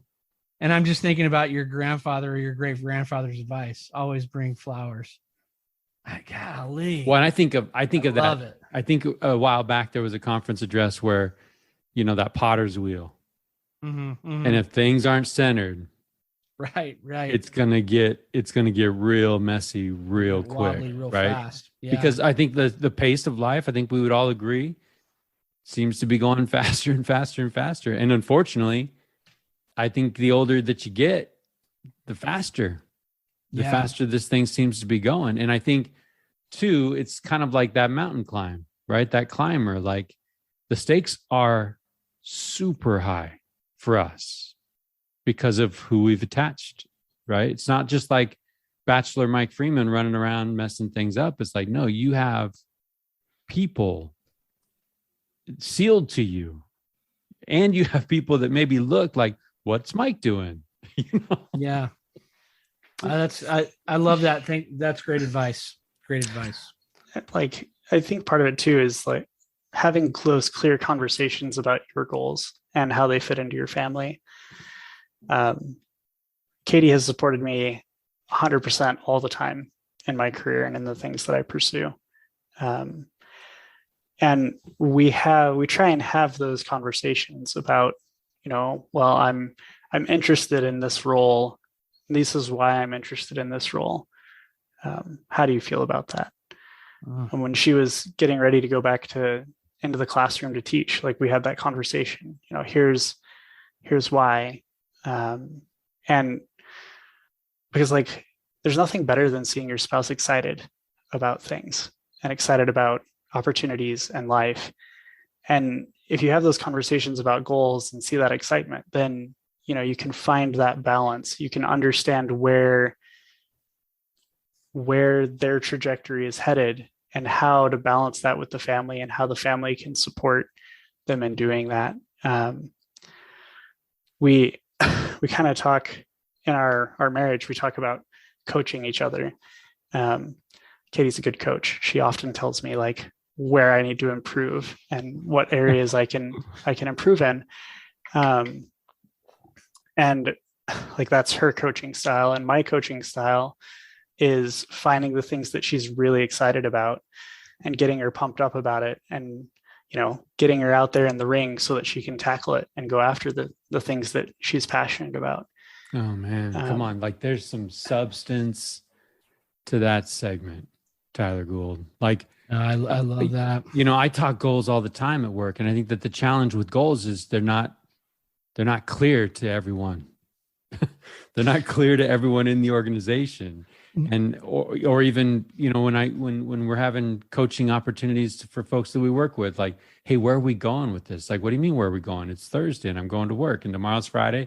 And then the weekend, it's like, no, like, what's your short term? What's your long term? And I don't know if you went to every Freemanite right now and said, what are the Freeman family goals? I think we're in this enduring to the end. Great. Yeah. We're in the desert.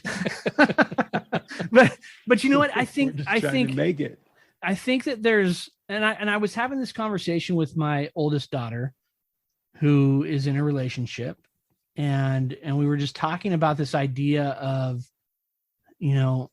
personal revelation. And I was telling her, personal revelation is an amazing thing, right? We can find answers. We have access to things that are bigger than we are, that are expand our view.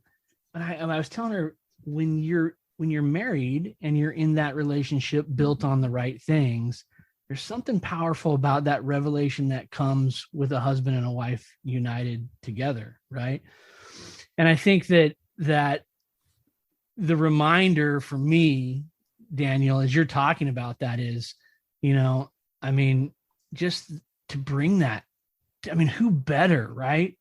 I've been married for 25 years and my wife knows me better than anybody, right? I've spent more time with my wife than I have under my parents' roof. You know what I mean? So she knows me better than anybody. So why not bring everything to that person and let them, shed some light on some things. I think there's that's a huge shift for me though. Yeah. Like well, me too. Full disclosure, yeah. Right? Like there's just some things that I don't let her in on, because they're boring or because I don't even know. But if it's important to me, it needs to be important to her. It needs to be on the table and discussed. But I think that's powerful. And I feel like it would unlock some things, I think it will. Like you're calling down. Things. Yeah. Yeah. You're calling down power from heaven saying, hey, bless this, right? We've been talking a lot about Brother Jared, and Brother Jared had a challenge, right? He's commanded by the Lord to build some barges across the deep, and there's no light. This scripture story comes up a lot in Richest Men in Town because, I think the idea is the initiative, right? He goes out, he does the thing. And then he comes to God. Effort that Daniel talks about, right? Yeah. And he comes to God and says, I've molten these rocks out of the mountain, touch these stones, give me light. And we talk all the time. There's probably a million different ways to light a boat, right? But that just so happened to be what Brother Jared came up with. And I think that as a husband and wife, do the work, put forth the effort, and then together going to God saying, this is what we want to do. And be ready to leave the script. Well, and I think what's interesting about that, as we're sitting here having this conversation, I'm thinking about conversations that I've had with my wife, and the most revelatory, powerful, like insightful moments have been in those moments with her involved. Doing the work. 100%, right? Me doing it, it's shady every time. You know what I mean?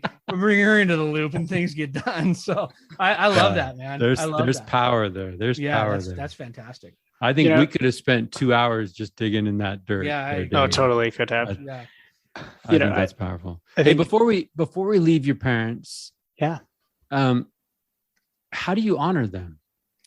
Yeah. So I was thinking about this because I knew that this was going to come up. One of our favorites. It's a good question.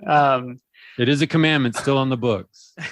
Yes, it is. Yes, it is. I was thinking about this because, my relationship with my parents is complicated, long term, and I think the way that I really honor them for who they are is to take those things that I saw them do when they were at their best and bring them into my family and into my life. I take the dancing in the kitchen, and I take the taking mom on dates. I take the working hard and loving the people who they worked with, and the attention to the children and spending time with the kids, playing with the kids, however they want to play. And I take those things and I bring them into my life, because that lets me honor the very best parts of both of my parents, and hopefully pass along the good things to the next generation. Look, I think that's great because I love the idea of, look, it's complicated, right? It's complicated. I love the idea because of the things best are complicated. Of them. Yeah, we don't just throw the baby out with the bathwater, right? It's complicated, but here's the best of what it is, and I want to emulate this. I want to pass this on. I want to highlight this, I think that's great. And I think that a lot of people listening to this podcast are going to identify with that thought, right? Family is complicated, right? Relationships are complicated. But you know what isn't complicated? Greatest hits albums, right? Like remembering people at their best. Yeah, absolutely. Like how great would it be at the end of my life for my kids to be like, oh, you know what? Let's give Dad some grace on how he went out at the end there. But like, remember back in like there and here and here and like a compilation of the best that he ever was. Like, let's go. I love that. I love that. That's great. So I studied history in college, and so like I love the greatest hits, but I also love the worst hits part too, because I think that it's in the tension between those two things that we really appreciate the people and really appreciate the person. It's not, when someone's just perfect and a hero, it's hard to relate to them. But when I look at the mistakes that were made in my parents' relationship and that my parents made, I understand like the wrestle they had with who they wanted to be and who they were. And, that makes them very relatable because I can relate to that. Like, I am not who I want to be. I want to be something more better than I am. And so in that, the tension between those two opposing sides, like that's where each of us actually lives. But we can take the good parts and bring them into our life to help amplify the good parts of our own life. And I think that's like a really powerful way for me to think about my parents and just most of the people that I meet. Yeah. And I think that tension is so powerful. It's a powerful image because what we're tempted to do is to glorify their good and almost look past their bad, right? But the tension allows us or vilify them and not look at any of the good, right? Yeah. And the tension it's almost like it has to be one or the other. Yeah. And the tension allows them to hold them both. Hold them both, man. And I've always thought that, like, right? I mean, relationships are complicated. Life is complex and tough. And people are doing the best that they can do to get through with the tools that they have, right? And I think about that sometimes. Like I look at relationships that I've had with people that maybe haven't been the best, but I got to look at it now and think, gosh, they did the best with what they had. And for that, I got to celebrate that, right? Well, and then Daniel gets into that role of therapy, right? And gets into like the tools because so many people have a team lift on their hands and they're grinding it out themselves. Yeah. Right. And everybody from the outside can look at that has expertise and say, there's no way you're overcoming that 7-headed monster with your current plan. Yeah. Like connecting people with resources, connecting people with tools, and not just for the moment, but to dig deep and to do the work, because a lot of the issues that we're dealing with are deep. Yeah, for sure. They're deep issues. And if you're not going deep, you're weed eating, right? You're keeping it nice and trim. So everyone looks and is like, oh, Freeman's got it together. Look at him. He's and good. You're loading up that side yard. Right? In the end, but I got issues, right? And if I'm not doing that work, but I love that Joseph Conrad quote, like, I don't like the work. Yeah. But man, what the work gives me, the result, man. Finding myself, like finding my true self, and like, this is who I am. And then I can be honest with God, right? Then I can be honest with my Savior and be like, yeah, let me own some things. Yeah. Let me own some things, right? What did Julie say? Feel it to heal it. Yeah, that's right. Let me get real with who I am and what I'm bringing to the table, so that, like Daniel said, I can transform. Yeah. Right. So that I can change. Yeah. Because I know you don't own it. It's not changing. No. Daniel, what gives you hope these days? It's, the world is crazy and it's full of a lot of things that don't give me hope, but the things that give me hope, honestly, just like a little bit. Yeah. The things that give me hope, like the first one is my kids, watching them grow up, watching them discover who they are, that gives me a lot of hope. In working with people in my work, so I run an engineering group for a small startup, and in working with people and helping them figure out how to grow their career, getting to know them like personally, that gives me hope, because ultimately we're all humans. Even the villains are humans. And while we can't sort of allow space for villainy to happen, we have to recognize that most people out there are doing the best that they can. And ultimately, when we recognize that, that gives me a lot of hope, because if we're all trying to get better, if we're all trying to do the right thing, eventually we're going to figure out what that right thing is. And eventually we're going to get there. Yeah, we may be like the children of Israel wandering in the wilderness for 40 years, but eventually we're going to make it to the promised land. It's going to be hard. It's going to be uncomfortable for all of us as we get there and as we spend that time in the wilderness. But I think it's in the moments where we're the most uncomfortable as a society and as people that we're making the most progress. So right now, I think we sit kind of on a knife's edge in this country in a lot of ways, which means that there's great potential for us to make really positive change, and really grow and progress as people, if we're willing to take on the discomfort to get there. Yeah, I think leaning into that discomfort. I was going to say that's a recurring theme on this show. Yeah, because we could run from it. And I actually think a lot of people have done a lot of great things, but not necessarily transformative things, because they've been doing the things they're doing as escape from doing the hard work that really needs to be done.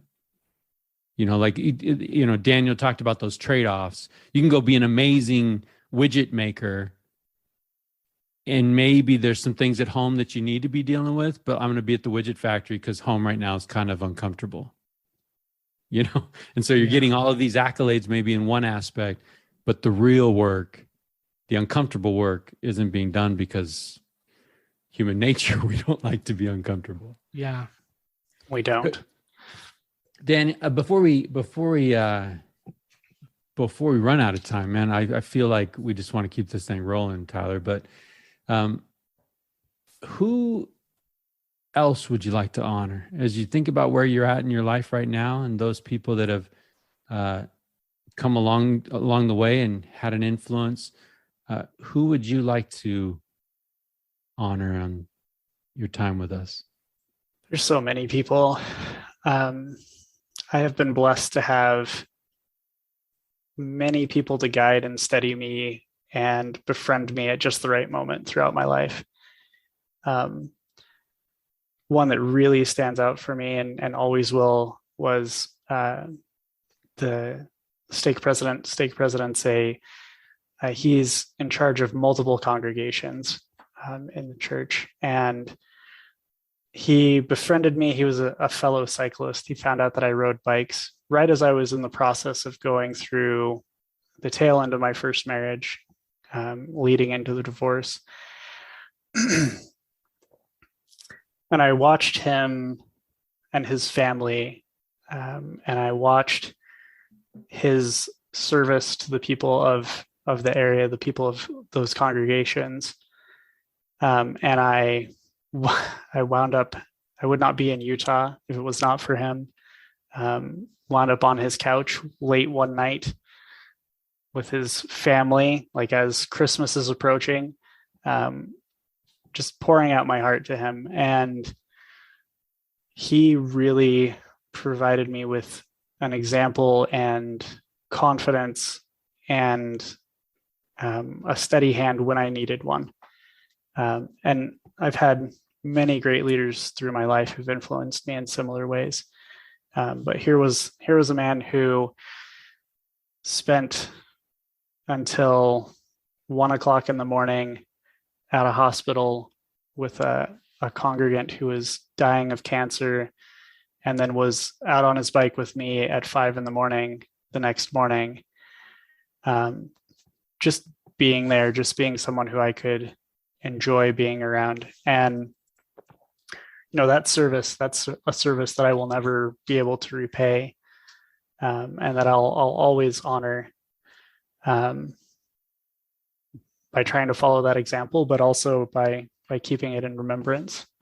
There's a lot of biking ministering happening.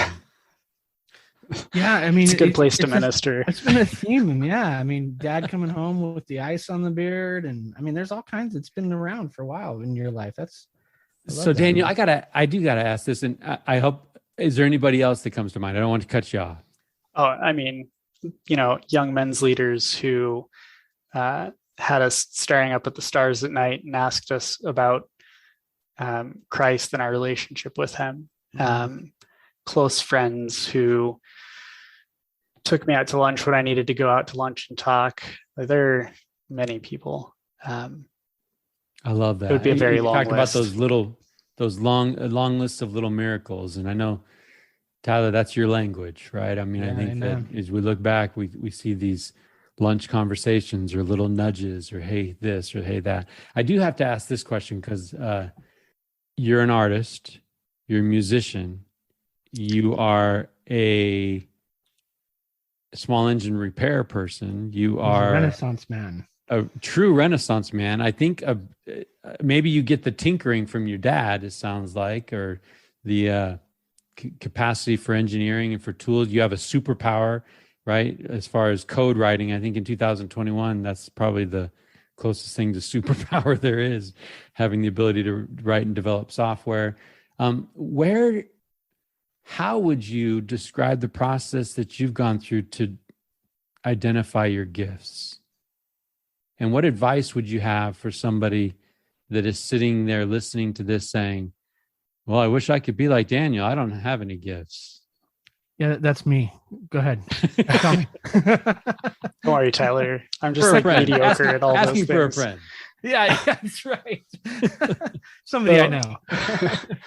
So I have to give some credit to my mom for the tinkering as well. My mom is a tinkerer and has most of what I know about home remodeling and those things I learned from my mom and not my dad. I learned car repair and sort of like larger construction stuff from my dad, but I get it from both sides. Mm-hmm. So as far as advice about discovering what your superpowers are, almost don't worry about it initially. Like, explore as many things as you can, see which ones really resonate, which ones really fascinate you. Those are probably your superpowers. I'm sure that people are excited about things that are not their superpowers, but I think that it's more common that the things you're really, really interested in, that those are your superpowers. And they're probably going to change. When I was a kid, I thought like playing soccer and long jumping, like those were my superpowers. Now, those are not my superpowers anymore. I have different superpowers now than I had when I was a kid. So like, recognize that your superpowers are going to change and just explore as much as you can, as many different things, and find the ones that you're really, really passionate about, and then pursue those. See where they take you. So I think we pride ourselves, Tyler, on keeping in touch with our guests and circling back and bringing people back. But 5 years from now, Daniel, what are you doing? Where do you see your gifts and talents taking you? Honestly, I have no idea. My life has been very circuitous. If you had asked me 5 years ago if I would be where I am today, I would have said no. Like, I don't want to be in management. If you'd asked me 20 years ago what I would be doing today, I would be running an industrial design studio like doing freelance industrial design, designing salt shakers and like furniture. Like that's what I'd be doing. If you went back another 5 years and asked me, today I'd be designing ships and like designing boats for people and businesses. And so like my path has been circuitous, and I've never been right about what was going to happen in the future. So where will I be in 5 years? I don't know. It's something that I've been thinking a lot about lately. And I don't have an answer. And I also I'm not too worried about not having an answer. Like I know the direction I want to go. I know what the values are that I'm pursuing and that are important to me. And wherever those end me up is going to be something that I'll be interested and excited about. Hopefully my kids are growing up well and my relationship with Katie is still strong, and everything else will kind of figure itself out. Am I running a company or working in a larger company? I don't know. And I think it's okay for me not to know that right now. I think it's okay. Yeah. What do you hope people are learning from you right now? I have no idea. I hope they're learning something. Trust me, they are. I know two of them. I know two people that are. Yeah. I think if I could like impress in people's minds like one or two things, it would be like center your spouse in your relationship and like really work at that, because kids are great. I love my kids, like deeply, deeply love my kids. But in, 12 years, 15 years, they'll be gone. They'll be adults. They'll have their own lives.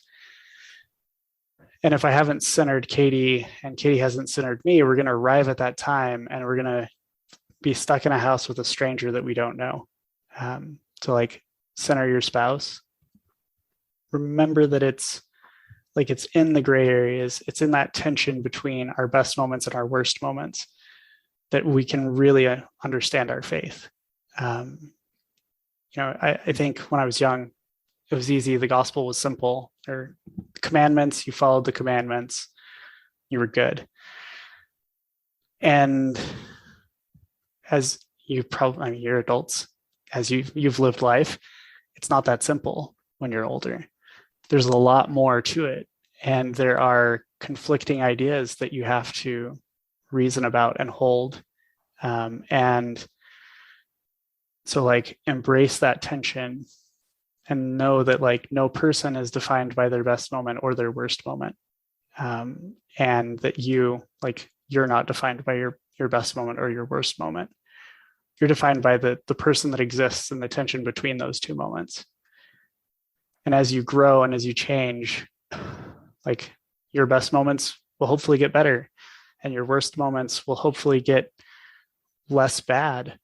But it's in there that like the real you lives, and that's the real you who can know Christ. Because Elder Faust said that you have to go partway into Gethsemane to understand the worth of a soul. And Christ walked into those gray areas. He walked into that tension between your best moment and your worst moment, not just your worst moment. He knows who we are. And because of that, he values us, not in spite of it, but because of it, he values us. And I think it's so easy to lose sight of that, and to lose touch with that. And so like, I think those are the things that I would try and like impress upon the minds of people who are listening. I love it. I think, there's been a lot. This has been a great conversation. I hope, at least for me, Mike, I feel like I've taken a ton of notes and there's a lot of stuff to be learned here. And Tyler, can you just imagine if somebody sat down with a notepad on the richest men in town each week and just listened like they were going to school? Can you imagine what might come to them as they listen to Daniel? I mean, I'm just thinking of like where I'm at and my notes and my homework. Come on. Yeah, right? I think there's just there's a lot there, and at least yes, ma'am, no, ma'am. Richness, richness comes in a lot of different different ways, and we've explored that over 80 some episodes, and but yet we've never come across the bed building, motorcycle rebuilding Renaissance man like you, Daniel, and it's been a blast. I give you a hard time, but it's been great, man. But this show is about discovering what makes our lives rich, and it's really hopefully an exercise to look back in our lives and see where we've seen God's hand in our lives, where we've seen people enter our lives and impact us in great ways. And you've talked about some of those moments tonight, but we love that exploration. We love that walk that we get to take with you as you share with us your journey. But we ask everyone, Daniel, when we close out our episodes, the same question. And we ask that of you tonight. What does it mean to you, Daniel, to be considered the richest man in town? This is the hardest question you've asked tonight. So I was talking to my best friend whose house I moved into all those years ago today, and we were talking about our kids. And I was telling him how a couple of weeks ago, our youngest came home from school sick, and I was holding him, and he just started throwing up all over the place, all over me. You've probably experienced this. And, my shirt was soaked, my pants were soaked, but you can't put them down because they just look so miserable. And for me, I think when I think about the moments that are richest for me, that help me feel like I'm the richest man in town, it's those moments where I get to hold a child as it throws up on me, where I get to, play monster with my kids, where I get to set out a dinner on a table in the basement for my wife. And it's those moments that help me feel like a rich man, where I am surrounded by the love of my family, and where I am able to set aside everything else and just be there with them. Set aside the cares and worries of work, the cares and craziness of the world outside, and just be with my wife and my kids, because ultimately that's the thing that matters. And so the ability that I have to engage in those moments helps me feel rich. Because I reckon not everyone has the opportunity to, when a child comes home sick from work or from school, to set aside work for a little bit and take care of them. And that's really valuable to me. So I think for me, that's what it is to be the richest man in town, is to be able to be with family, be loved by family, and to love family. I love that thought 100%. It's funny because that's exactly right. We talk about this. That's what we're building for, and to recognize those moments when the puke is flying. Well, I love the irony of it. Beautiful right? thing, man. We love the irony of that moment in It's a Wonderful Life, when absolutely George's little brother toasts him as the richest man in town, and George is a mess. And it's like, how appropriate for Daniel to answer the richest man in town question with, when I'm covered in throw up. That's right. Yeah. And you're looking there like, dang, isn't life rich? Right. I love that. It's so great. Maybe not in the moment. Lord, man, it's fantastic, Daniel. I got to tell you, I had a blast tonight. I love this conversation. So much to think about. So much to think about. I needed this conversation tonight. This was amazing. So thank you for being here. Thanks for digging deep and sharing some nuggets with us tonight. I'm excited for the Richest Men in Town listeners to hear you tonight. Thanks so much. Thanks. It's been an honor. Yeah, Daniel, thank you so much too. I knew we were onto something when we talked to Katie, and Katie would light up talking about you. And I think you've given me a lot to think about. Actually, Tyler, a little bit of step up my game kind of stuff.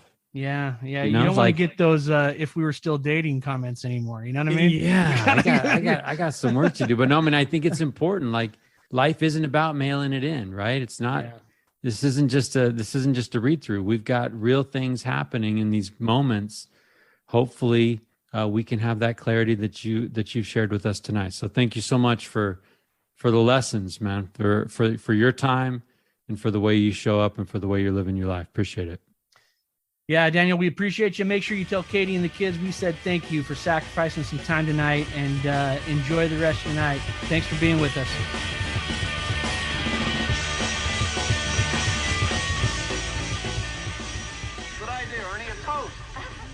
To my big brother George, the richest man in town.